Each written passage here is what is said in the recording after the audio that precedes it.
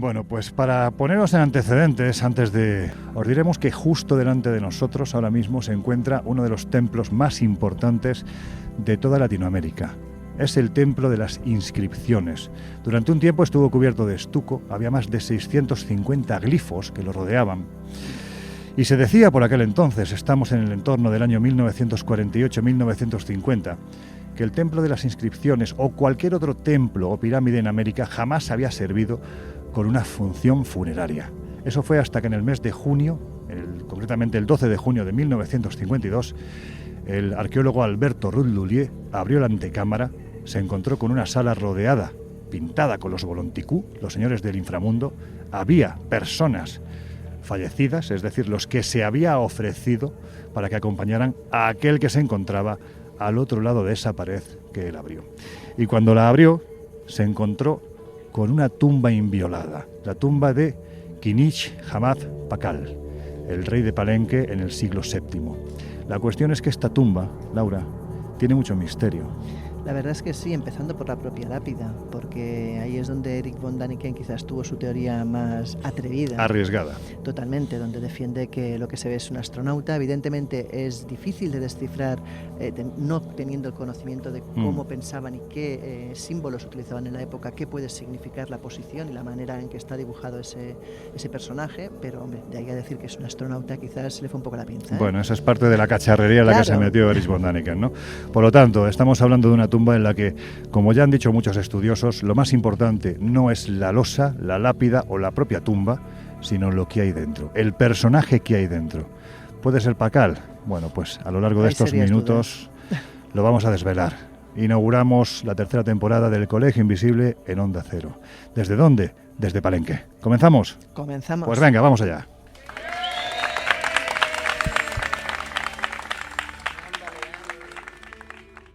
Desde la tierra de la serpiente emplumada, el lugar donde los mitos cobran forma de animales extraordinarios y donde encontramos templos que ocultan tumbas descomunales como la del Señor de Pakal, en la ciudadela maya de Palenque. Pero también estamos en el país de la misteriosa isla de las muñecas, de la Santa Muerte o de la siniestra Posada del Sol, que parece estar protegida por una centenaria maldición.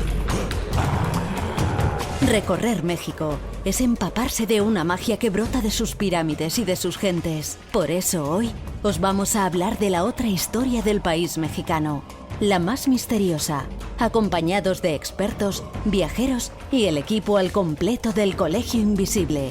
Comenzamos temporada. Se abre el micrófono. Se abre el micrófono para dar la bienvenida a esta tercera temporada ya en Onda Cero. Hemos estado hace unos minutitos hablando desde ese lugar icónico, ¿no? En muchas ocasiones para los que amamos, nos gusta, nos interesa todo lo que tiene que ver con los enigmas, Palenque. Y Laura, que habrá que hacer un programa de radio, ¿no? Bueno, más bien, yo creo que toca. Bueno, pues vamos a hablar de muchas cosas y además lo vamos a hacer, como ya habéis notado, hace unos minutos acompañados de 41 viajeros que están, no sé si descubriendo, creo que en cierto modo sí apasionándose con uno de los países más increíbles a todos los niveles que podemos encontrar en el mundo, ¿no? Especialmente en esto que a nosotros nos gusta, que es la búsqueda de respuestas porque no nos conformamos con las oficiales. Y hay que decir que aparte de estos 40 viajeros a los que volvemos a dar la bienvenida, ¿cómo está?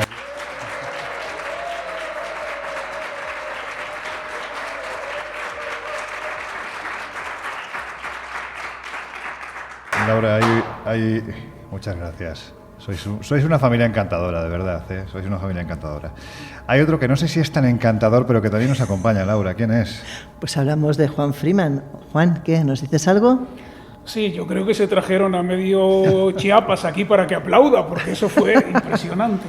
Por si quienes estáis al otro lado de los micrófonos de Onda Cero no sabéis de quién estamos hablando, Juan Freeman es uno de los viajeros más experimentados que conocemos.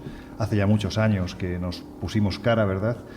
Y además es una de las personas que más y mejor ha estudiado todo lo que tiene que ver con las diferentes religiones.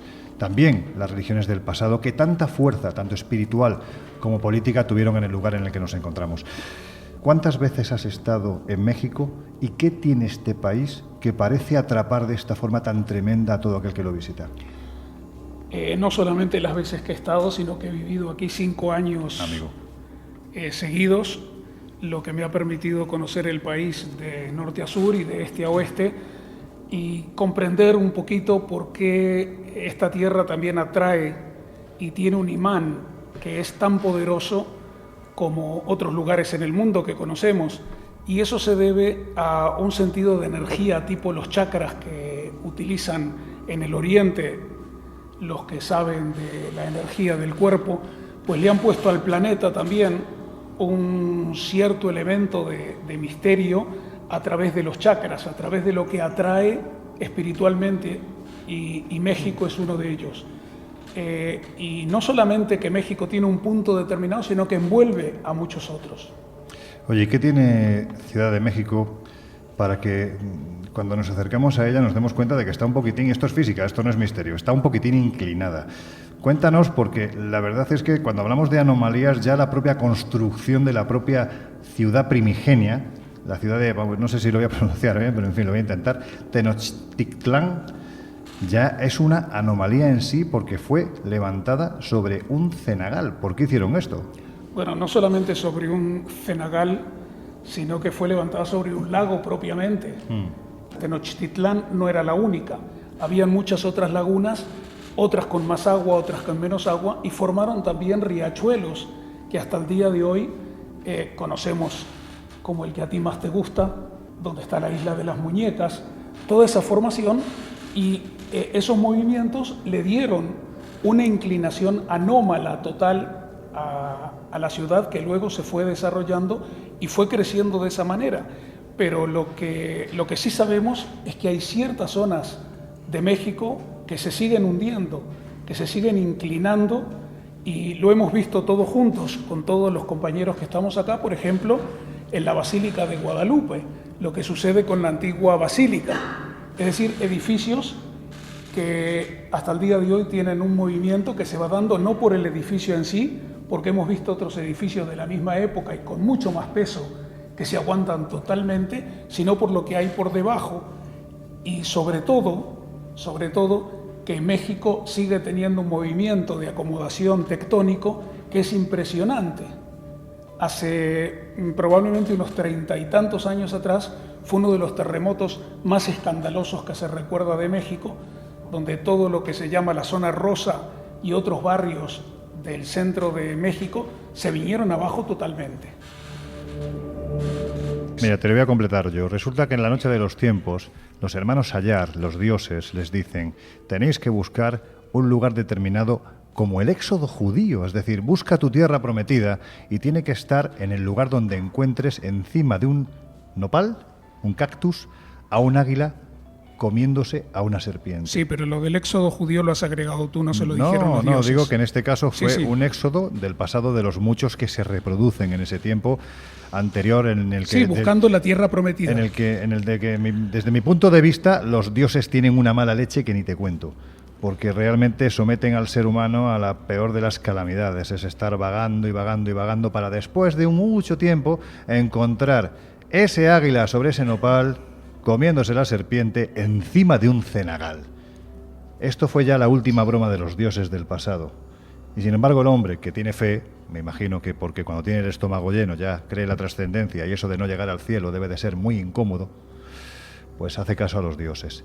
Eso es lo que quería completar. Pero estamos hablando además de los lagos que sobre los que están ubicados ahora mismo pues lo que es la Ciudad de México, y una de las partes más interesantes que se pueden ver es precisamente porque se puede visitar y porque además la hemos visitado, es la conocida como la Venecia de Norteamérica, Xochimilco, Laura, porque allí en alguna ocasión, en la etapa anterior del Colegio Invisible, ya hablamos de ello, pero está bien que refresquemos qué fue lo que llevó a un señor, Julián Santana, a de repente llenar su isla de muñecas y hacer que hoy en día sea mucha gente la que acude allí para ver el porqué de aquello, entre otros nosotros mismos. Bueno, antes que nada decir que cuando llegas allí, cuando cruzas la pasarela que te lleva hasta la chinampa en cuestión, la verdad es que, bueno, son esa especie como de islotes flotantes, ¿no? Flotantes que hay entre los diferentes riachuelos que van cruzando la zona, ¿no? Y la verdad es que se te erizan los pelos de todo el cuerpo, porque la sensación es que estás entrando en un espacio de muerte, en un espacio de vacío, en un espacio de horror, en cierta manera, ¿no? Donde solamente puedes ver que muñecas colgando, muñecas cuyas cuencas están vacías, muñecas, muchas de ellas denostadas por el paso del tiempo y que realmente generan una inquietud en el alma increíble, ¿no? Y la historia no es otra que la de un hombre que decide retirarse del mundanal ruido, que decide irse a esa chinampa para tener una vida más plácida, y encuentra todo lo contrario, porque un buen día en ese retiro él ve una chica que cae de una de esas embarcaciones y que desgraciadamente está ahogándose, y en esa tesitura de la ayudo a salir de allí, no la ayudo, me voy a ahogar yo si lo intento, la chica muere ahogada. A partir de ese momento él tiene la sensación que el espíritu de esa chica le persigue, que le acecha por las noches y que va a acabar con él. Y encuentra en la zona una serie de muñecas y piensa que qué mejor manera de librarse del espíritu de una chica, que era una niña de hecho, que colgar esas muñecas a modo pues de amuleto. Empieza a colgar esas muñecas y eso se va cada vez agrandando hasta llegar a convertir la isla en una auténtica, no sé, exposición de muñecas a cual más lúgubre, ¿no? Y de hecho el final del hombre es prácticamente el mismo que el de la chica, porque pasan los años, parece que la muerte le ha dado una especie de concesión temporal, hasta que un buen día, cuando está pescando cerca justamente del punto exacto donde murió esa chica ahogada, él se queda como enredado entre las cuerdas, no se sabe bien si de la caña, si el lodazal que hay ahí o si incluso las propias plantas, y acaba ahogado igual que la chica en el mismo punto exacto. Ya es casualidad, ¿no?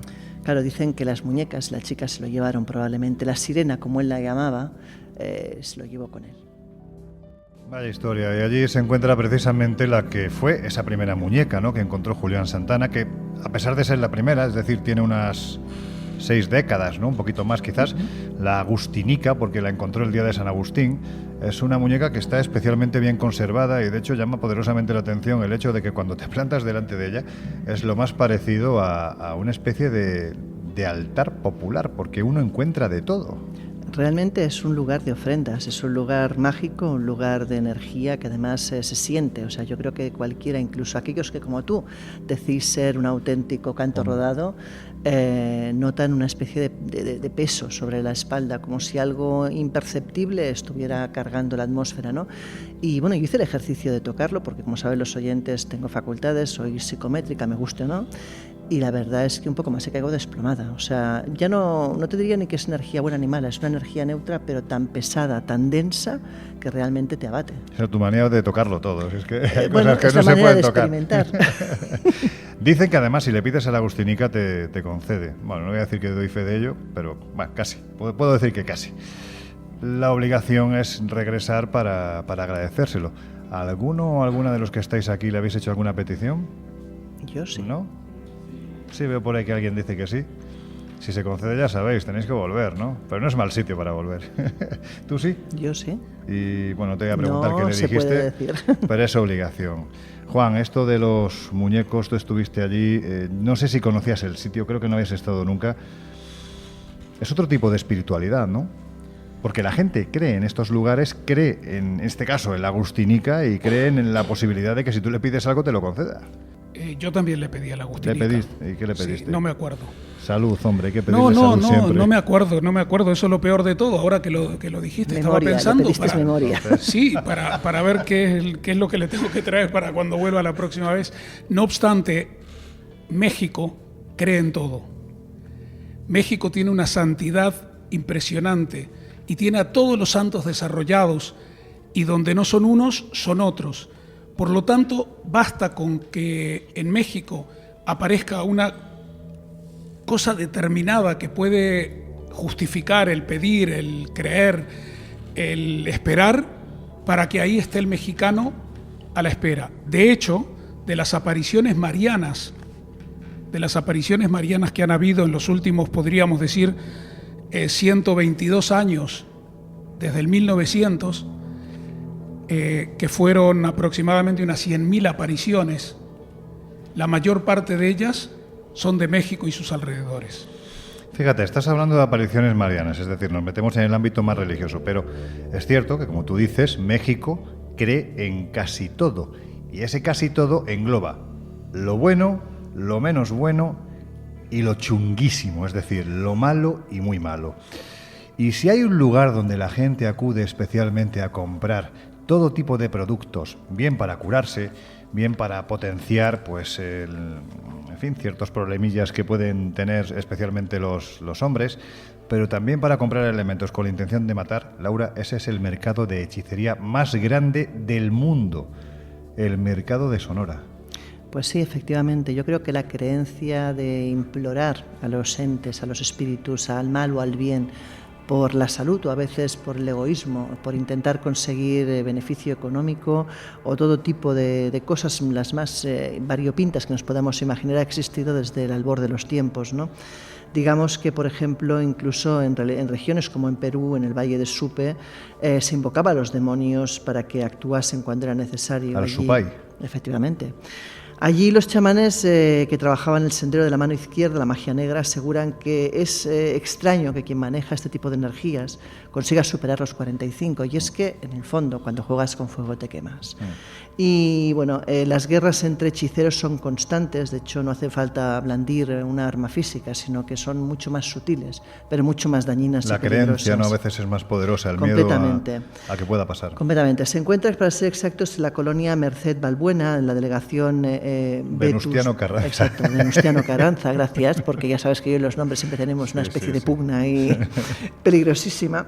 Y la gente llega ahí de todo el mundo, hablamos de hechiceros, de chamanes, quizás también de gente que busca, pues, echar mal de ojo o curarlo en algunas ocasiones. Bueno, encontramos todo tipo de rituales y todo tipo de tendencias, y pensemos que, por ejemplo, allí hay figuras tan curiosas como la Huesuda, la Santa Muerte, o incluso, por ejemplo, pues esas reminiscencias que tenemos a ritos como, por ejemplo, podía ser el Huitzilopochtli. Más o menos. Venga, Juan, dilo tú, que a ti te sale mejor. Huitzilopochtli. Bueno, casi. Huitzilopochtli. Madre mía. Casi. Ya sé que a ti te apasionan estos nombres, sí, pero a mí me parece un jeroglífico. También te digo que aquí se ha traído Juan una lista de nombres. Lo tenía que apuntado, el huicho lo tenía aquí apuntado. Pero no lo miré, me agarraste muy de sorpresa. Ya, no, ahí hay unos nombres quizás un poquito más complicados, pero en fin, que a este lugar nos podemos encontrar, pues, prácticamente desde hierberos, sanadores, chamanes, hechiceros. Es un sitio tremendamente ecléctico. Pasear por sus calles estrechísimas es tener cuidado principalmente, porque, bueno, pues no es un lugar recomendable, no es un lugar muy turístico. No es un lugar para ir solo, ni para ir a ciertas horas, ni para ir con poca cabeza. Pensemos que allí se juega principalmente con el bien, pero se juega también especialmente con el mal. Yo tuve la oportunidad hace años de entrevistar a uno de los chamanes más reconocidos de este lugar, Ángel Custodio, y él nos decía claramente que sí, que efectivamente allí iban cada 2 por 3 personajes muy oscuros del país. Cuando hablo de oscuridad me refiero a esa oscuridad que realmente es muy blanca, ¿no? Y que iban a pedirle, pues, por la muerte de uno, de otro. Claro, te iba a decir, pensemos que cuando uno está desesperado, ya no digo que quieras matar a alguien, pero cuando uno está desesperado porque le ocurre algo, recurre a lo que sea, y lo que sea no siempre es bueno. Bueno, en este caso, más que les ocurra algo, estaba hablando de narcotraficantes. Estaba hablando de provocar la muerte de alguien. De no perder el poder en este caso, ¿no? Y cuando le pregunté, Ángel, ¿y usted? Le han hecho muchas peticiones. Sí, claro. ¿Y usted en alguna ocasión ha llevado a efecto esas peticiones? Esto mismo fue lo que ocurrió. Se hizo el silencio.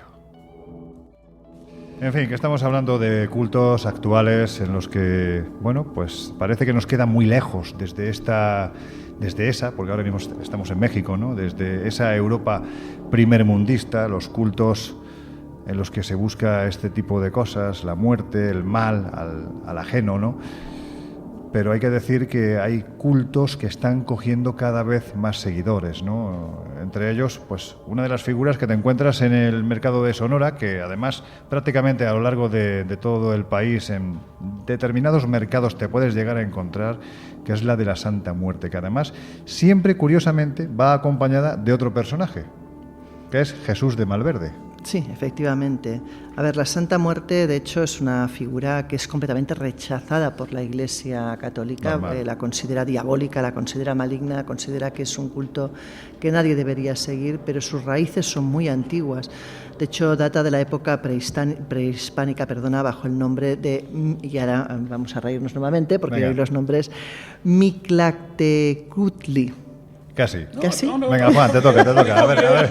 Lo Venga. dijo bien, Mictlantecutli. ¿Cómo? Perdona, ponte el micrófono. Estos que si no sé. Mictlantecutli. Venga. Bueno, hablamos de la diosa... Espera un momento. ¿Lo ha dicho bien o no lo han dicho bien? ¿Qué pensáis vosotros? Son muy amables. Mictlantecutli. El Mictlán, la tierra de los muertos, Sí, sí. Mictlantecutli, la diosa del... Sí, Estoy un poco diosa- repelente, ¿verdad? Sí, Será estás porque hay muchos totalmente mosquitos. repelente, mucho. Será que hay muchos mosquitos. Venga, sigue. Bueno, pues como decíamos, hablamos del dios y de la diosa de la muerte, la oscuridad. Es decir, hablamos de esa tradición que además, bueno, puede tener su parte lógica, ¿no? Ellos piensan que por qué hay que temer a la muerte es algo natural, es algo con lo que convivimos, algo a lo que estamos destinados desde que nacemos. Y de hecho ellos no creen en ese temor a la muerte, sino al revés, ellos veneran la muerte y la celebran en cierta manera. Perdona que te interrumpa, porque precisamente hoy una de las personas que nos está llevando por México nos decía, pues nos contaba historias que realmente son sorprendentes a ojos de alguien que vive en Europa y que la muerte es algo a lo que le tienes mucho miedo, la veneras, pero te da mucho miedo, ¿no? Y es, por ejemplo, cuando llega el Día de Muertos, lo que hacen con los Claro. familiares es que se van a comer con ellos, No, sacan los cuerpos. Es que te iba a decir, en algunos casos incluso las sacan de muy sus fuerte. tumbas y los invitan a la mesa, ¿no? O sea, ellos tienen la cultura de que hay que venerar a los muertos, de que hay que compartir y seguir rememorándolos. Además, es como ese miedo al revés, a que se olvide a sus muertos. Y ellos cada 2 de noviembre acuden a los cementerios y, bueno, celebran incluso con Una música, fiesta. incluso bailando Claro. ese día, porque para ellos es un día para celebrar, no es un día para temer. Con mariachis, en fin, Sí, toda la familia. totalmente. Te había interrumpido, perdón, era por No. hacer este inciso. Bueno, lo comentabas tú, la tradición de Jesús Juárez Mazo, conocido como Malverde, ¿no? Este hombre nace a finales del siglo XIX en Sinaloa. Era un bandido, el más puro estilo Robin Hood, robar a los ricos para dar a los pobres. Y en 1909 fue atrapado y ajusticiado en la horca. Desde entonces su leyenda no ha dejado de crecer y de hecho pues los narcos y gente no precisamente de buena vida le veneran como realmente un ídolo, como realmente un mito, a alguien a quien pedir favores en muchos casos y a quien rezar en cierta manera. O sea, bueno, realmente ellos consideran que junto a otros grandes capos, como puede ser el capo Guzmán, por ejemplo, son personajes que conviven en las capillas y de los cuales hay tallas y a los cuales se hacen ofrendas, como por ejemplo también a la Huesuda, que es otro de esos personajes a los cuales pues le rinden homenajes. Es muy curioso porque no se puede disociar prácticamente, ¿no?, lo que es la figura de la Santa Muerte de Jesús de Malverde, y es verdaderamente particular. Si quienes nos estáis escuchando al otro lado de los micrófonos de Onda Cero no hacéis a la idea de cómo es esto, es como si de repente a la imagen propia de una virgen que podemos tener en la cabeza, ¿no?, pues con su mantito azul, su corona pues como madre de Dios que es, de repente le quitamos la cara y le ponemos una calavera. Es que es una imagen aterradora. Y al lado el otro, que aparece vestido con su bigotillo, con su soga al cuello, con su pistola dentro del bolsillo. Y estos son capillas que se veneran. Ahora mismo se supone que se estima, mejor dicho, que hay aproximadamente 3 millones de personas que siguen este culto.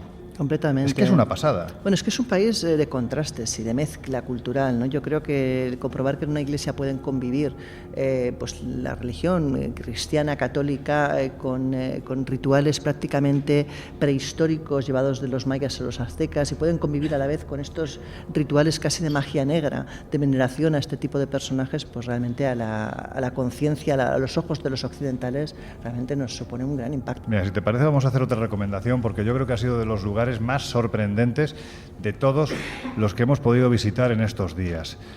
La iglesia, bueno, vamos a llamarlo así, ¿no? La iglesia, templo de San Juan Chamula. ¿Qué sitio, por favor? ¿Qué Es un lugar, bueno, alucinante, lo que vamos. decíamos es que es la demostración práctica de esa mezcla de culturas, ¿no? Descríbelo, vamos, para que se enteren Claro. quienes no lo han visto, cómo es el lugar. ¿Qué te encuentras nada más a atravesar la puerta? No Claro, te hablo ya ni siquiera tú de lo que... entras, aparentemente lo que crees es una iglesia al uso, ¿no? Pero ya te sorprende el pisar de repente pues paja en el suelo. Bueno, digamos que como si entraras en el campo más que en una iglesia, y de repente vas viendo como pequeñas velas dispersas por todo el suelo hasta llegar a lo que sería el altar. Y a los lados ves esa especie de, bueno, no sé cómo ya definirlo, casi de santos, que algunos sí que reconoceríamos, pero otros no creo ni que sean conocidos por nuestro propio santoral, ¿no? Y ves a la gente en el suelo sentada, a veces inclinada, mezclando pues esos juegos de velas de colores que además asocian al norte, al sur, al este y al oeste, con pócimas, por llamarlo de alguna manera, que a veces pues simplemente cogen productos que pueden ser de uso común para representar esos colores, porque nuevamente es la magia de los colores, ¿no? Y pueden mezclar pues un tarro donde tienen Coca-Cola porque necesitan ese color oscuro, al lado de una Fanta porque tiene el color naranja, pero al lado puede haber un ungüento. Y todo eso tiene pues un significado dentro de sus rituales, de sus peticiones y de la religión en la que ellos creen y practican y viven. Ellos están convencidos, bueno, en fin, quienes hablan de San Juan Chamula, de esa iglesia, aseguran que durante unos días a la semana es una iglesia, vamos a decir así, católica entre comillas y además comillas muy grandes, y el resto de la semana estamos hablando de un templo maya. Entonces esta mezcolanza, unida a la propia estética del lugar, todos los santos metidos en sus capillitas, detrás del cristal, tapados por unos mantones enormes que cuelgan del cielo, más bien que del cielo, bueno, sí, del cielo de la iglesia, ¿no? Del techo. Unido además a esa enorme cantidad de velas que crea un ambiente absolutamente sobrecogedor, ¿no? Para quienes no estamos acostumbrados a cosas como estas, la verdad es que te ponen los pelos de punta. Hubo incluso quien dijo, uno de los viajeros, creo que fue nuestro querido doctor, Andrés, creo que dijo que estaba en una de las capillas el que parecía ser San Freddie Mercury, porque la verdad es que le veías con el bigote. O sea, es que te encuentras todo lo que te puedas imaginar, y todo tremendamente venerado y en un entorno de recogimiento y espiritualidad como yo creo que pocas veces hemos respirado. Bueno, yo de hecho hubo una conversación con los viajeros hablando al respecto, y hubo algo que salió que es verdad. Dice, es que te da la sensación que nosotros hemos perdido ese sentido de la religión, que no quiere decir ese tipo de rituales, pero sí como ellos viven y sienten la religión, esa sensación realmente de creer lo que estás haciendo, de convivencia, de ayudarse la comunidad. Eso se ha perdido actualmente, al menos en Occidente. Ellos ponen el césped en el piso porque el césped es un elemento de sacar el fruto de la tierra. Es caminar sobre lo fructífero, para fructificarse cuando caminen, no sobre la losa propiamente. Y luego ponen todas esas botellas, probablemente tenga algo que ver con conjuros, Laura, pero sobre todo lo ponen por si alguno de los santos quieren venir a utilizar algo de lo que ellos traen, inclusive el mezcal o el tequila o la Coca-Cola o lo que sea, sin hacer propaganda a nadie, pero lo ponen todo delante. Y lo más interesante que vimos, detrás de las velas que están en las mesas a la derecha y a la izquierda, todos los santos están en el piso, no están colgados en sus altares, y los altares están vacíos. Y eso es porque mientras que los santos no le den a la gente lo que la gente pide, están castigados, no pueden estar en lo alto, tienen que estar al mismo nivel que la gente. Pero también para que ellos se complazcan, se les suele cambiar la ropa casi cada mes. Se les cambia su ropa a cada uno de los santos para que se sientan más alegres y en mejores condiciones. Bueno, pues aquí nos podemos decir eso que decimos habitualmente, de que estamos colgando las fotografías en nuestras redes sociales. Ya sabéis que estamos en Twitter, @coleinvisibleoc, también en Instagram y en Facebook, como el Colegio Invisible en Onda Cero, porque en el interior de San Juan Chamula, de la iglesia, está totalmente prohibido sacar fotografías. De hecho, si buscáis en Internet, creo que no vais a encontrar. Y si encontráis, no es San Juan Chamula. Con esta idea, os dejamos unos minutos con nuestros compañeros de los servicios informativos de Onda Cero. Estáis en el Colegio Invisible. Empezamos temporada, enseguida volvemos. Hola de nuevo. Si te acabas de incorporar, que sepas que estás en el Colegio Invisible, que empezamos la tercera temporada en Onda Cero, y además Lo hacemos desde México y acompañados de un puñado de amigos, de grandes viajeros a los que de nuevo damos la bienvenida. ¿Cómo estáis?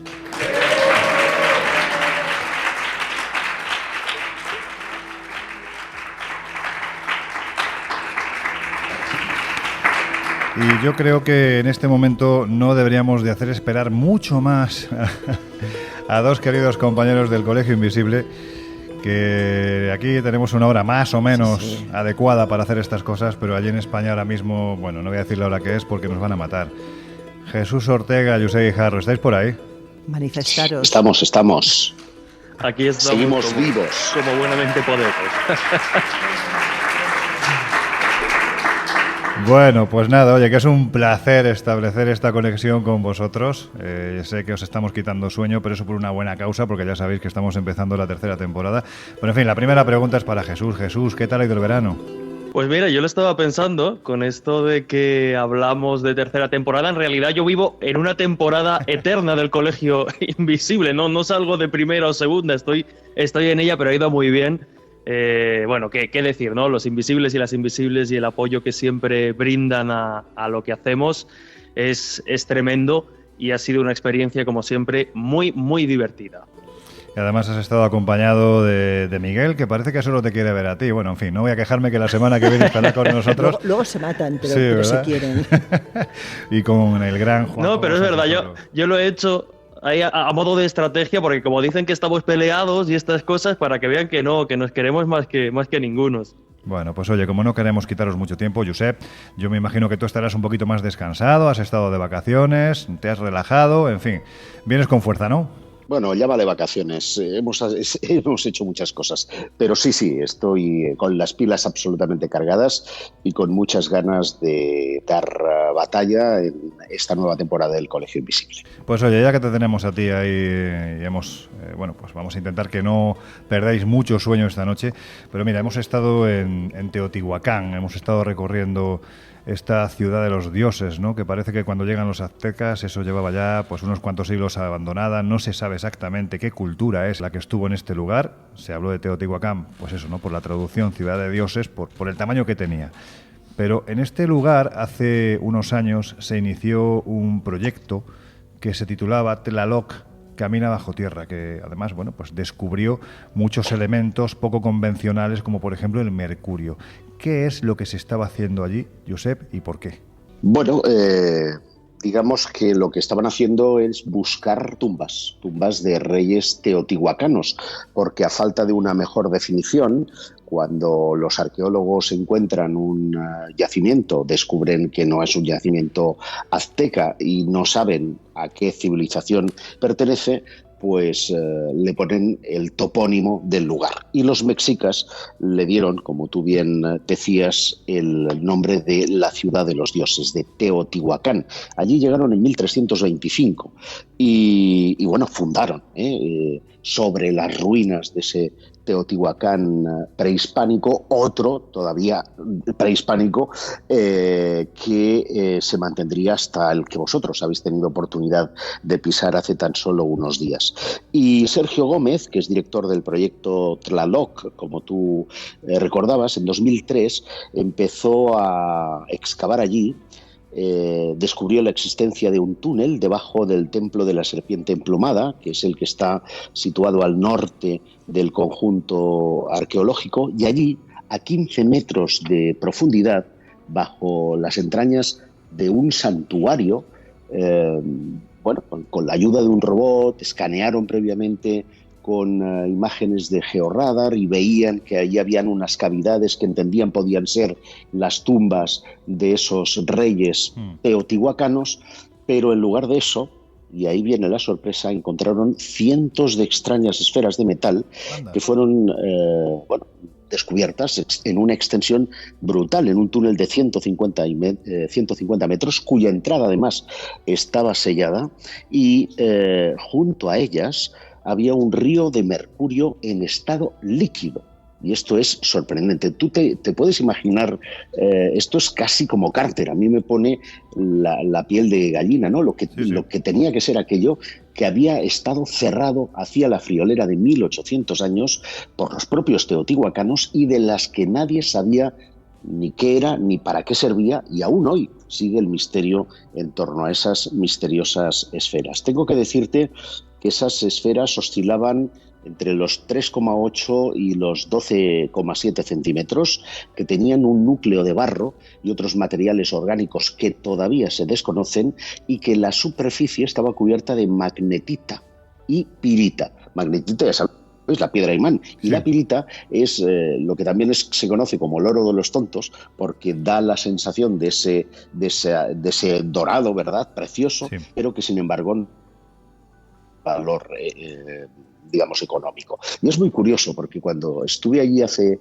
ahora pues una década, Elba, que es una antropóloga forense que me estuvo acompañando, me presenté entre otros al propio Sergio Gómez, me descubrió que justo delante de la pirámide del Sol, es decir, unos cuantos metros más abajo de esa calzada de los muertos, había un templo, no recuerdo ahora el nombre, cuyas paredes estaban también recubiertas de pirita, así como una cueva en la propia pirámide de Teotihuacán, que no se puede visitar por el público y que, sin embargo, también estaba cubierta, y sostenían que posiblemente aquello era para que el sol refulgiera, es decir, tenía algún tipo de sentido ritual. Y esa es la conclusión a la que llegan seguramente tanto Gómez como el que después, en 2016, llevaría a cabo más prospecciones, otros investigadores del Instituto Nacional de Antropología e Historia, el INAH,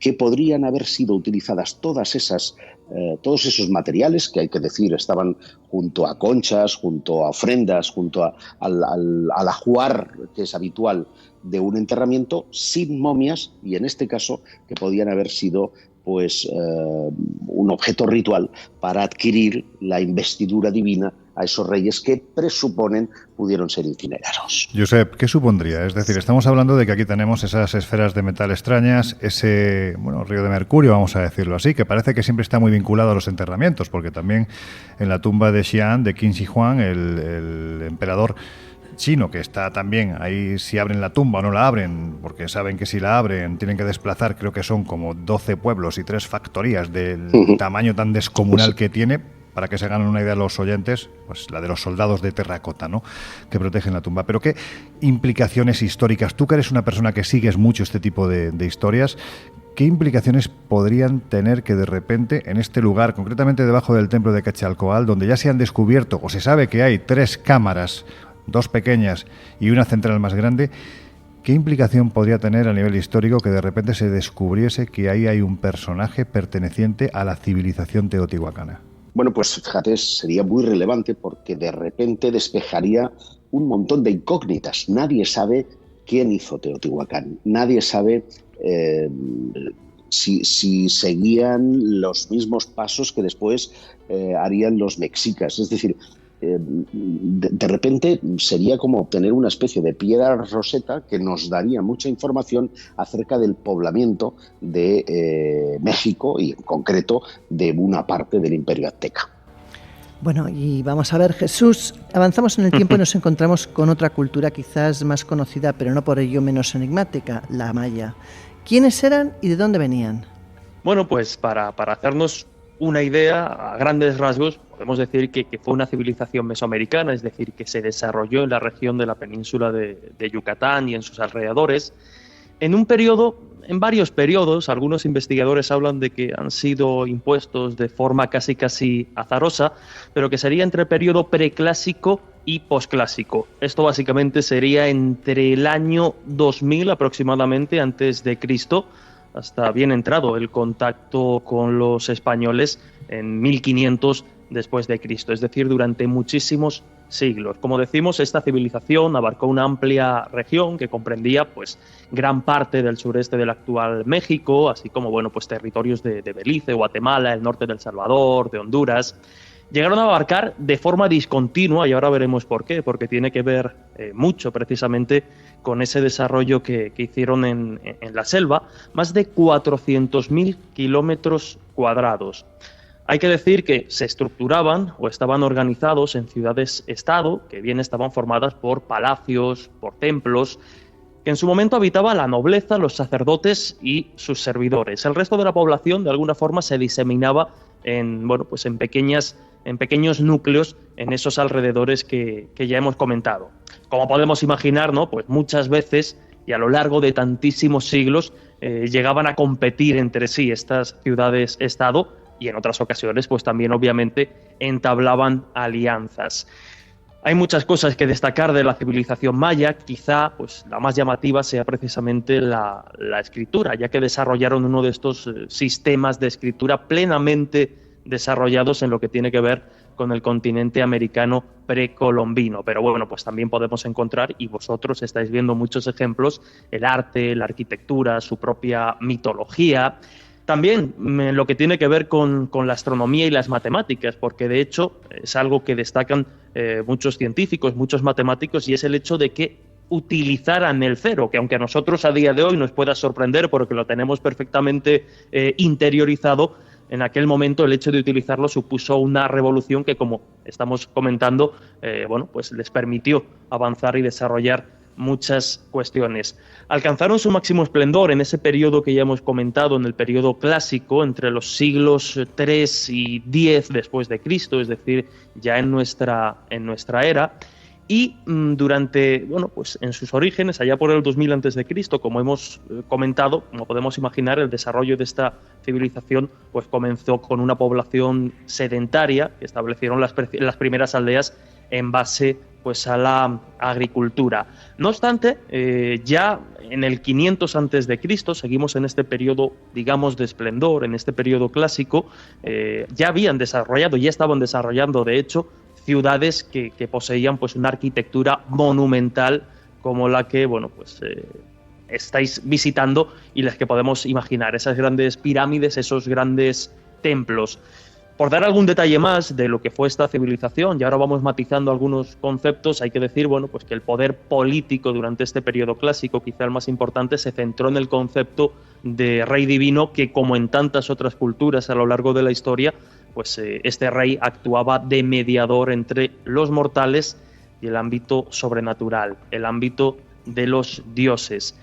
Generalmente cada aldea, como hemos comentado, tenía un líder tribal que respondía a este señor regional, aunque pues había matices, ¿no?, en función de las zonas en las que nos movíamos.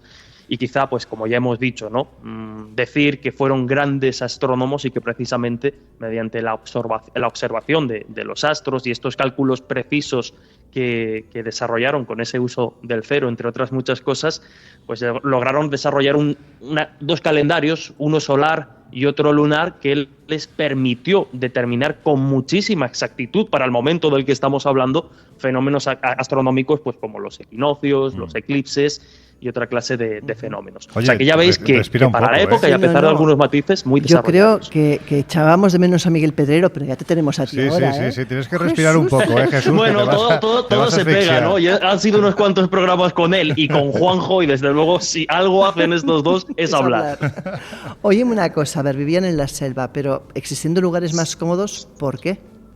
Pues es uno de los grandes enigmas, no tanto el por qué, que sí lo es, sino también cómo lograron desarrollar todo este sistema precisamente en la selva, porque claro, uno puede pensar que construir o habitar la selva, nos imaginamos pues áreas de muy baja densidad de población. Sin embargo, los mayas desarrollaron, para sostener estas grandes ciudades en mitad de la selva, casi podríamos decir, desarrollaron una forma muy original de adaptación a ese entorno. Durante mucho tiempo, como decimos, se consideraba que estos templos, que estos grandes conjuntos piramidales y templos, tenían una función exclusivamente ceremonial, pero no es así, porque descubrimientos posteriores, permitieron o han dado a conocer que precisamente pues en estos complejos dentro de la selva convivían de alguna forma y llevaban a cabo muchas más actividades más allá de lo ceremonial.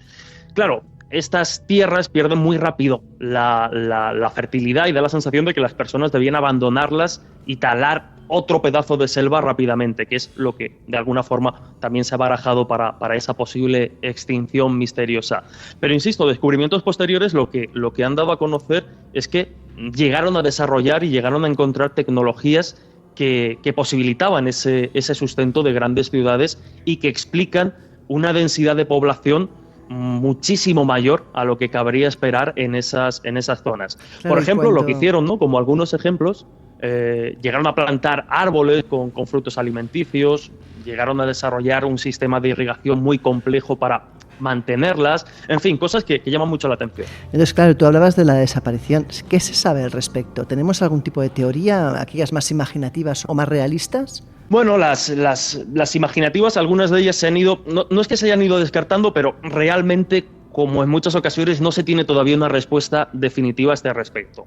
Cabe pensar que no hubo una única causa, sino que fueron varias. Pero, por ejemplo, antes hablábamos de la complejidad de mantenerse en la selva, pues se ha hablado de una megasequía, ya que, bueno, pues después de una breve recuperación de estos periodos, alrededor del siglo X, bueno, pues los investigadores han anotado, digamos, una caída en la construcción de esta clase de sitios, la talla de la piedra ya no era igual, y bueno, pues una serie de actividades constructivas que parecen disminuir precisamente alrededor del 1075 después de Cristo. Este agotamiento de los recursos naturales, este colapso, de alguna forma, pudo dar precisamente que fueran abandonando paulatinamente las zonas. También se ha hablado del impacto, ¿no? Que es como denominan, o como se denomina en el ámbito académico este concepto. Pues los mayas, al igual que otras grandes civilizaciones de la historia, como decíamos, dependían en gran medida de esos cultivos, tanto para su poder económico como para mantener esa enorme fuerza de trabajo necesaria para una civilización de esas características. Bueno, pues sabemos que la guerra había aumentado, que había inestabilidad sociopolítica, como hemos comentado al principio, en el área maya, antes de estas sequías que también hemos comentado. Y al final lo que se baraja es precisamente, o lo que a día de hoy se tiene, dado que no hay una respuesta clara, es precisamente ese colapso dado un poco de la dificultad de mantener una cultura características en la zona en la que desarrollaron, y sobre todo pues el impacto medioambiental, ¿no? que generaba. Pues nada, pues ya vemos que realmente hay mucho que decir al respecto de estas culturas. Jesús, lo que no estaba consiguiendo aquí Laura, lo estaba consiguiendo la tecnología, porque de repente se ha empezado a cortar. No, pero siempre es muy interesante lo que nos cuentas. Sí me gustaría ya para terminar, porque no quiero teneros despiertos, no queremos que estéis ahí sufriendo.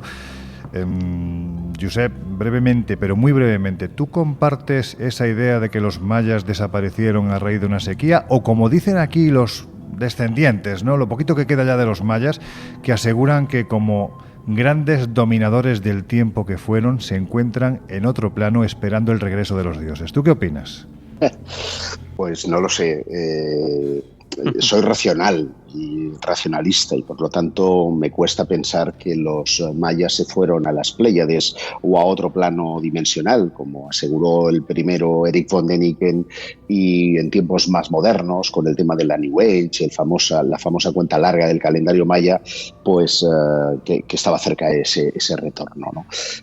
Yo pienso que seguramente hubo una causa natural, no lo sé, pero desde luego una causa hubo para que las selva, que en otra hora les dio cobijo, les dio alimento, de repente se volviera un entorno hostil, que ya lo es de por sí, porque la selva es hostil para la vida, pero desde luego ellos habían hecho pozos, habían hecho cultivos, habían llevado a cabo ciudades-estado maravillosas, además con un dominio de la arquitectura, de la astronomía y de un montón de ciencias muy prácticas que les permitieron sobrevivir hasta prácticamente 800 años antes de que llegaran los españoles, ¿no? Después todo es misterio, todo es una desaparición súbita, repentina, y no de un lugar a otro, porque uno podría pensar, se mudan pero se van a otro lugar. No, es que se pierde el rastro. Solamente hay algunos descendientes de los mayas que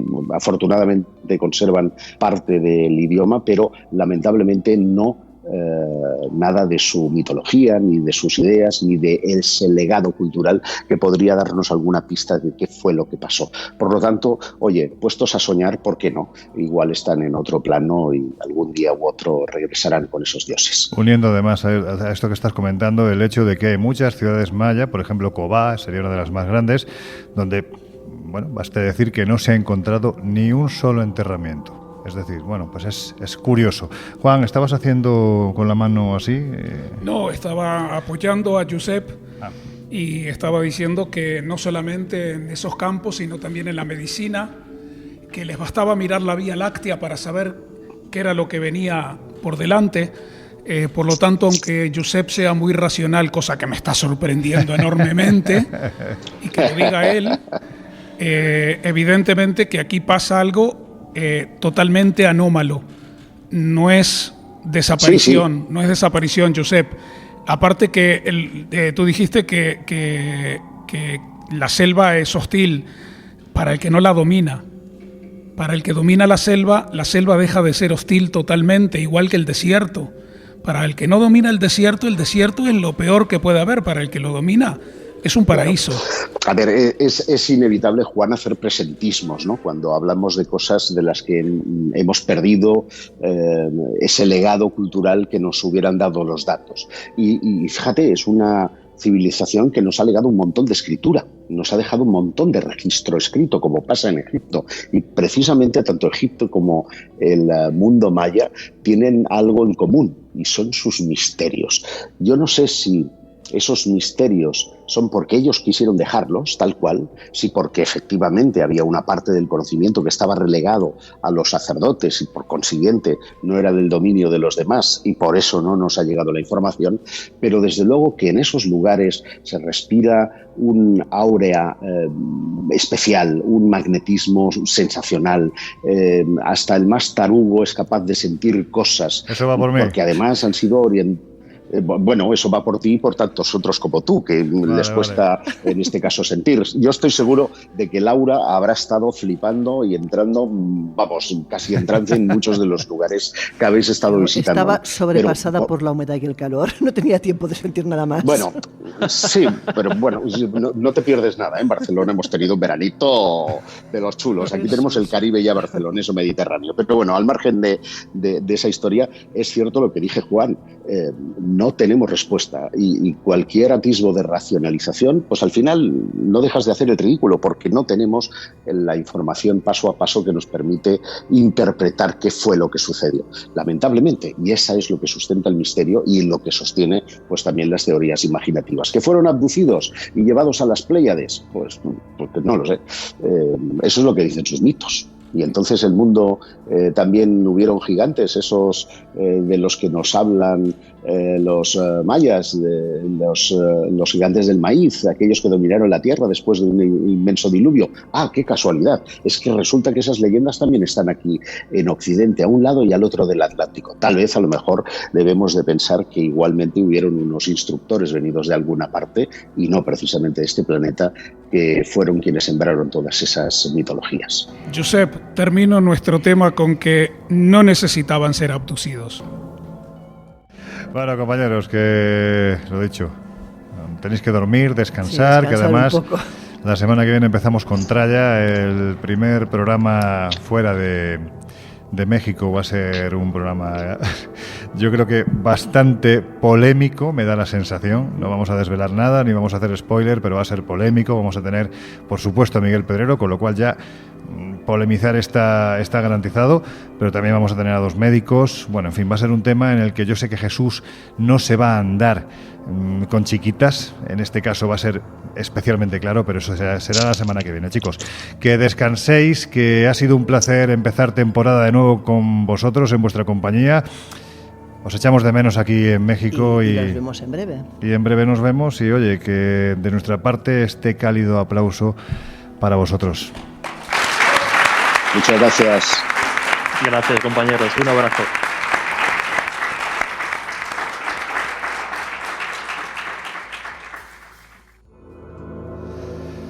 Juan, ¿cómo te gustan los marcianos, eh? No, pero ¿tú sabes cómo se llamaba el dios de los viajeros? ¿Cómo? Ah, ¿no lo sabes? Dime. Ni siquiera pronunciar, entonces lo sabes. Venga, dime, se llamaba dime. Yacatecutli. Yacatecutli, eso has estado ahí desde que hemos empezado Sí, el iba programa, repasándolo. leyendo, ¿cómo Yaca? Bueno, pues ya está. Oye, vamos a recorrer, o hemos estado recorriendo, y vamos a seguir recorriendo, ¿no? Algunas de las ciudades-estado más importantes tanto de Campeche, Yucatán, Quintana Roo. En fin, estamos hablando de ciudades maya que todavía hoy se pueden contemplar, no en esa majestuosidad de hace cientos de años, pero nos podemos hacer una idea. Quizás de todas ellas, yo creo, estamos de acuerdo los tres y seguramente todos los que estáis aquí, que una de las más espectaculares, por no decir la más, es Palenque, por cómo se encuentra y por lo que se encontró en sus templos, en uno de sus templos concretamente. Juan, ¿quién fue Pacal?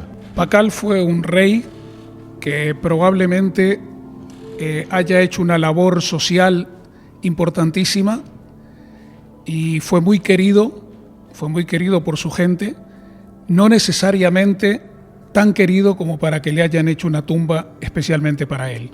Estamos hablando de un rey, lo ubicamos más o menos en el siglo VII, importante, como todos los regentes de las ciudades-estado le gustaba la guerra. Se produce el descubrimiento en el año 1952. Tenemos a un señor arqueólogo que se llama Alberto Rull-Lullier, que demuestra que donde la arqueología americana decía que no podía haber tumbas porque ni templos ni pirámides se habían levantado para ello, resulta que hay una tumba. Y una tumba No de es un una señor tumba. importante. Entonces, Y ¿qué no es la tumba de Pacal. Si yo tuviera que decirlo gráficamente, Sí, dilo. diría que es igual que la tumba de los bueyes en Egipto. Probablemente Se la pego. probablemente porque los oyentes igual tengan más familiaridad con el Serapion, igual tengan más familiaridad con lo que es Karnak, entonces lo puedan ubicar con mucha más facilidad. Unos monstruos de granito, y geológicamente sabemos que el granito tiene un grado 9, que para cortarlo es dificilísimo y para hacer los ángulos interiores son dificilísimos, es decir, que no se hace una tumba de granito negro. La piedra de aquí tiene un peso que no es lógico para nada y tiene una tapa que Eso solo la es. tapa Sí. pesa muchísimo más de lo que puede ser imaginable para poder trasladarse y colocarse en el lugar donde está colocado.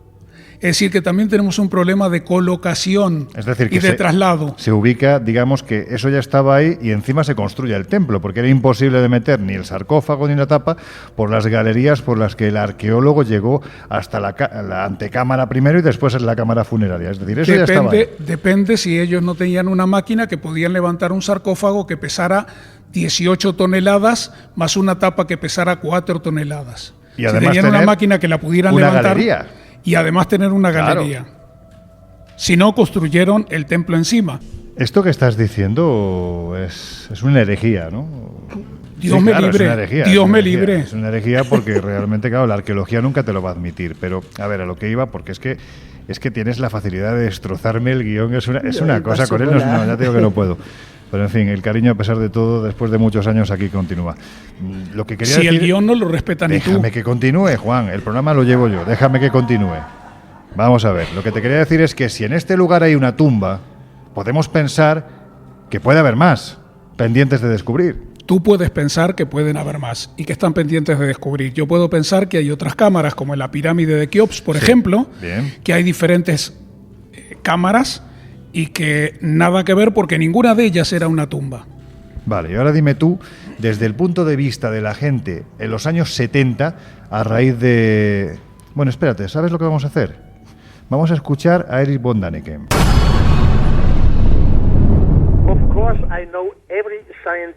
Conozco todas las explicaciones científicas que se han proporcionado sobre Palenque, pero no estoy de acuerdo con ellas.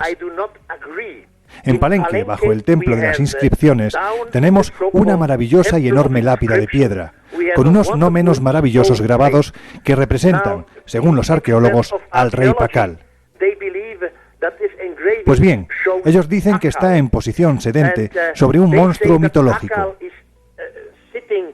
Desde mi punto de vista, está representando a uno de esos dioses del pasado que fueron confundidos porque en realidad eran extraterrestres. Däniken estaba convencido de que esa losa lo que representaba, si es que había sido reutilizada, como tú dices, es decir, que eso ya estaba ahí, llegaron los mayas, como en tantos sitios, en el Serapeum lo hemos visto, de repente cubrieron la tapa pues con otro tipo de ornamentación propia de los mayas. Pero eso era otra cosa. Ahora, lo que decía Däniken es que eso era un señor que estaba tripulando ni más ni menos que una nave espacial, en la que incluso se podían ver las toberas y el ganchito que se introducía por la nariz para el oxígeno. La creencia está ahí, vemos que todavía hay gente como Eric von Däniken, pues en su momento también Robert Charroux, gente como el propio Fernando Jiménez del Oso durante mucho tiempo pensó que, bueno, ¿por qué no? Hasta que se empezó a conocer un poquito más lo que era la tradición y la mitología maya, pero bueno, todavía hay gente que defiende que lo que hay ahí realmente es algo extraño. Sí tenemos que decir que lo verdaderamente extraño, y lo que hemos defendido siempre, es precisamente lo que tú decías previamente, ¿no? Ese sarcófago, o más bien el señor que está enterrado.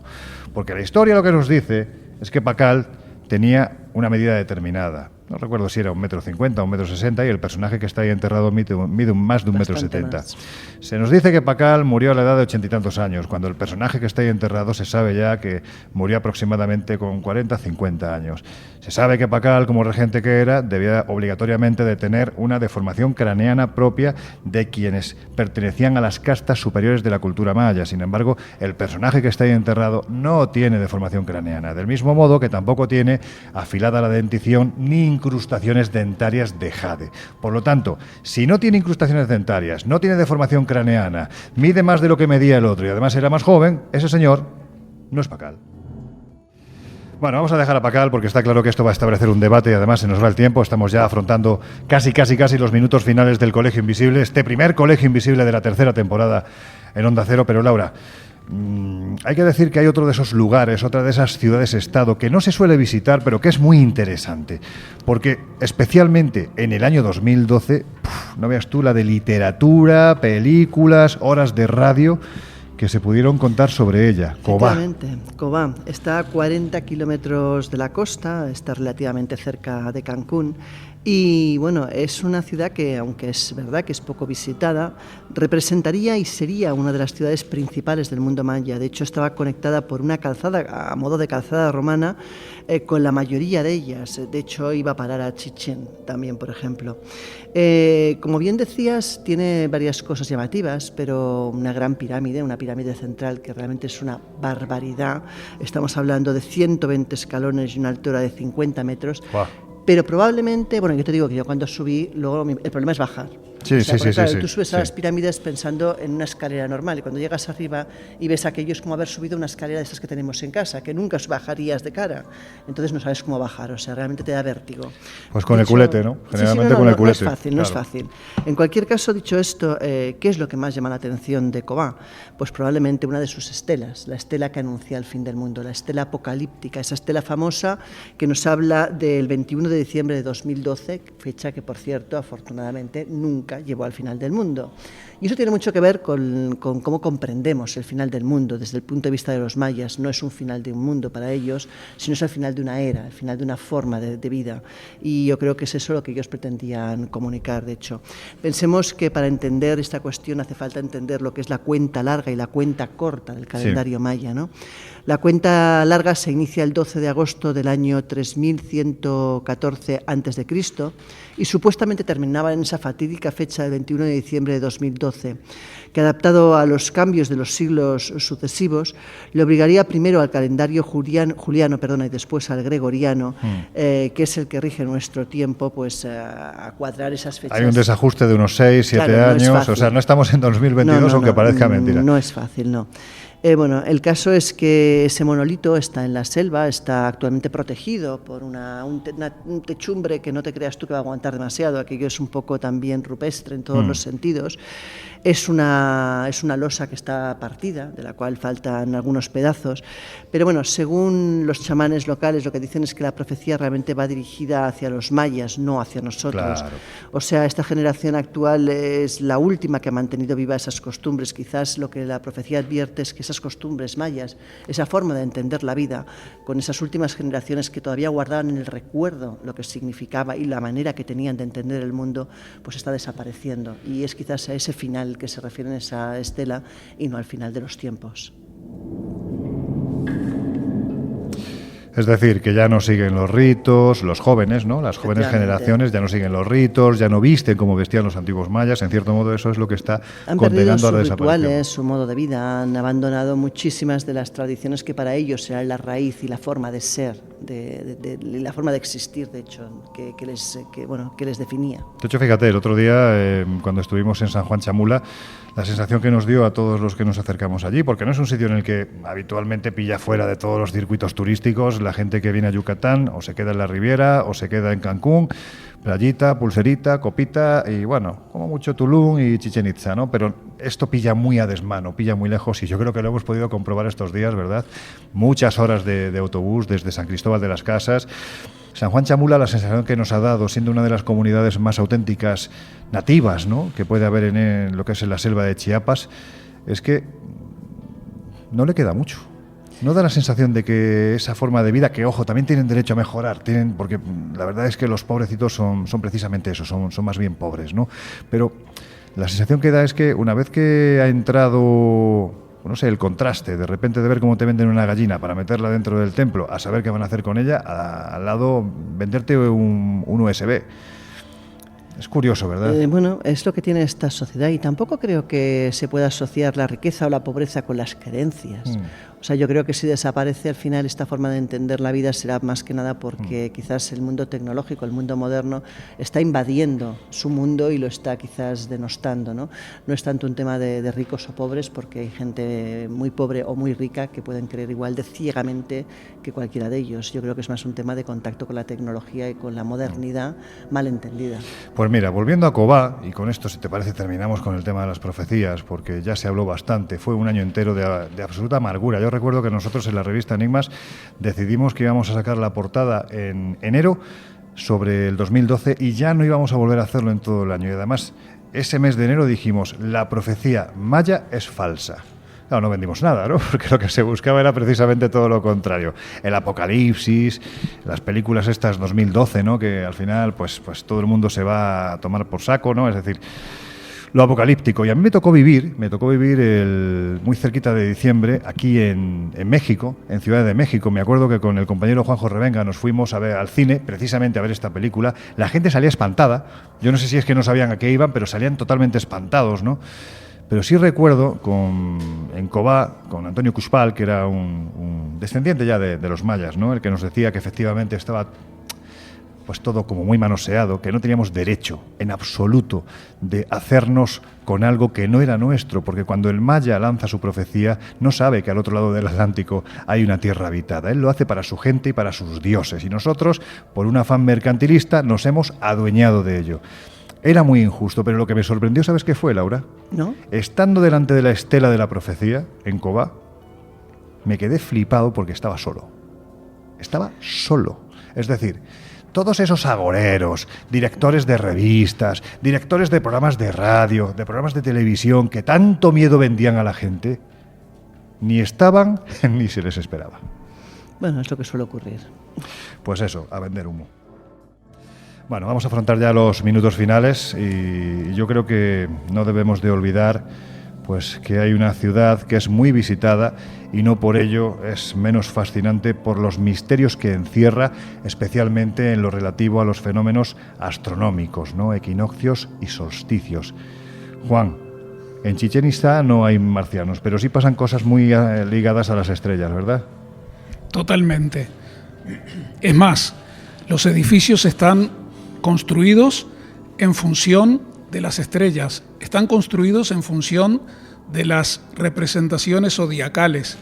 Es algo espectacular el reflejo que hay en la construcción de Chichén Itzá, que a mí me parece que realmente fue hecho por alguien que entendía de astronomía pues 1,5 kilos, y probablemente que sabían cosas que nosotros hasta el día de hoy ni siquiera hemos logrado descubrir. De hecho, no solo por cambiarte el rollo, sí, pero sí por necesidad. Yo te dejo, ¿eh? Lo del 2012, sí, de Cobá es un cambio de ciclo. Claro. Exactamente igual que lo mantienen todas las religiones que han surgido a lo largo de toda la historia y de todos los tiempos. son cambios de ciclo, claro. Y de una manera dicha de una forma o dicha de otra. Lo que pasa es que, como bien dijiste, fue utilizado de mala manera.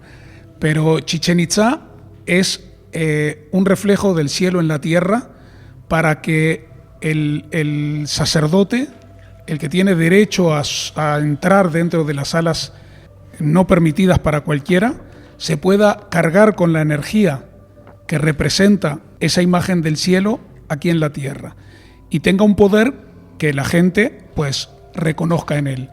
Es una ciudad no fantasma, es una ciudad real. Cuando entras ahí sientes una transformación, y no es por preparar a nuestro público presente, pero sientes una transformación que inclusive a pesar de la humedad o de la lluvia te llega. Es un lugar único, vais a disfrutarlo, porque lo decías en futuro, porque es el lugar que visitaremos precisamente mañana. Es un lugar en el que, para que os hagáis una idea, en los equinoccios de repente pues se produce un efecto solar muy particular. El sol incide de tal forma con la pirámide del castillo, en cuya base, una de las bases son 4 lados, pues una de las bases tienen las 2 cabezas a ambos lados de las escaleras de Kukulcán, la serpiente emplumada. Es una cabeza de serpiente descomunal. Y en los equinoccios, cuando el sol incide a una hora determinada y en un momento determinado, se ve perfectamente cómo de la pirámide parece descender lo que sería la cola de una serpiente. Eso está hecho a conciencia. Esa gente dominaba tanto los fenómenos astronómicos como el tiempo, que, por ejemplo, cada una de las caras de la pirámide del castillo tiene 90 escalones. Estamos hablando que, si lo sumamos, son 360, más los 5 últimos son 365 días. Es tan alucinante que en Chichén Itzá tenemos 4 cenotes, uno al norte, otro al sur, otro al este y otro al oeste. Cuando lanzamos líneas uniendo esos cenotes, todos confluyen debajo de la pirámide del castillo. ¿Y sabéis lo que se ha encontrado debajo de la pirámide?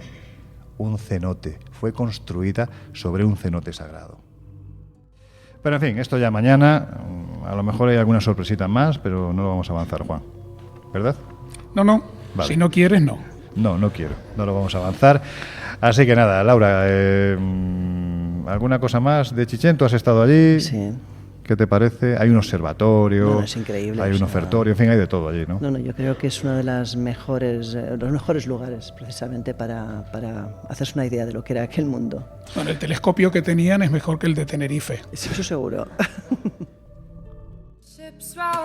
Bueno, pues estamos estrenando, ¿no? Estamos estrenando música, sintonías que esperamos que os gusten. Esto es renovarse y continuar, ¿verdad? Y esta de Otis Redding es una auténtica barbaridad en esta cover que hace esta chica, que es una pasada. Pero bueno, en fin, esto lo que significa es que estamos ya en tiempo de descuento, estamos ya en conclusiones, y la pregunta que os voy a hacer, Juan, Laura, pues es una de mis típicas perogrulladas, ¿no? ¿Y vosotros qué pensáis de todo esto? Es decir, se habla de los mayas como un pueblo muy avanzado, no sabemos a día de hoy realmente cómo desaparece, si fue una sequía, si es que envenenaron los cenotes, esos lugares de donde extraían el agua dulce, o realmente estamos hablando de cosas un poquitín más místicas, dentro de que la mística es fundamental en la historia de los mayas. Bueno, yo lo que creo es que hemos perdido mucha información. Como ocurre con muchas de estas civilizaciones primitivas, hay gaps históricos que no somos capaces de rellenar y que probablemente explicarían, si los conociésemos, si los supiésemos en integridad, nos explicarían pues muchas cosas de las que ahora no podemos dar una respuesta. Entonces es muy difícil opinar sobre algo en lo que te falta información. Claro. Juan. Los secretos están todos bajo las pirámides, exactamente igual como se han ido descubriendo en Egipto, y cada vez se siguen descubriendo. Tal vez no estuvimos preparados suficientemente o no hubo interés en descubrir muchas cosas, y muchas que fueron descubiertas igual se las volvieron a tapar por no entenderlas. El arqueólogo es muy cuadrado. Sí. El arqueólogo necesita encontrar una cosa y después encontrar otra parecida para poder entre las dos darse cuenta de qué es lo que salió realmente. Con una sola pasa lo de la tumba de Pacal, que nosotros sabemos lo que es, ellos no. Hombre, tampoco saberlo. No obstante, podemos elucubrar, ¿no? No obstante, no, lo sabemos. A empezar, Loren, Juan, no seas tan modesto que la gente se lo va a creer. Tú lo sabes. Y los egipcios no desaparecieron, pero los egipcios de hoy en día no son los que construyeron las pirámides, y están. Y los mayas no desaparecieron, los mayas nos están observando, y en cada generación están entre nosotros, igual que muchos otros pueblos que tuvieron una actividad muy especial en su tiempo, que vinieron para hacer una cantidad de cosas, pero después aparecieron otros que no los dejaron continuar. Y ahí vinieron las transformaciones. Pero están. Esto es como todo, ¿no? Ocurría en el antiguo Egipto, en la antigua Babilonia, en la antigua Roma y en la actualidad. Mientras alguien se acuerde de ti, no desapareces, ¿no? Efectivamente. ¿Así? El culto, así, yo pensaba, digo, uy, pues el culto a la muerte, el culto a la muerte. Bueno, pues venga, con esto ya terminamos. Emociones diferentes, ¿verdad? Pues sí, yo creo que además cuando viajas a un enclave como es México es muy difícil no sentir. Son lugares que invitan a eso, a percibir, a sentir, a ver un mundo desde una óptica completamente distinta a la nuestra. Que os damos las gracias por estar con nosotros. Gracias.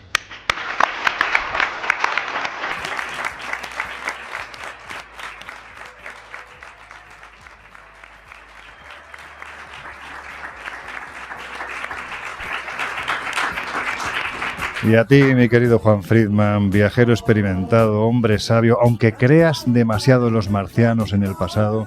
Viajar es la mejor inversión. Sí, sin duda, sin duda. Nadie te lo quita. Bueno, pues yo espero que tú y yo sigamos viajando, tú y yo, todos los que estamos aquí, todos juntos sigamos viajando durante muchos años a sitios muy especiales y descubriendo pues esos lugares, ¿no? que tú también conoces, amigo. Como se dice desde los más antiguos antepasados, amén. Pues con esa reflexión o ese amén vamos a terminar este primer programa de la tercera temporada del Colegio Invisible. Ahora ya sabéis, os dejamos en la compañía del fantástico José Luis Salas, que acaba también de empezar temporada, de su maravilloso equipo. Y nosotros volvemos a abrir las puertas del Colegio Invisible dentro de 7 días. Prometido, con polémica y algo de bronca. Hasta entonces, por favor. Es importante y además es gratis. Sed felices.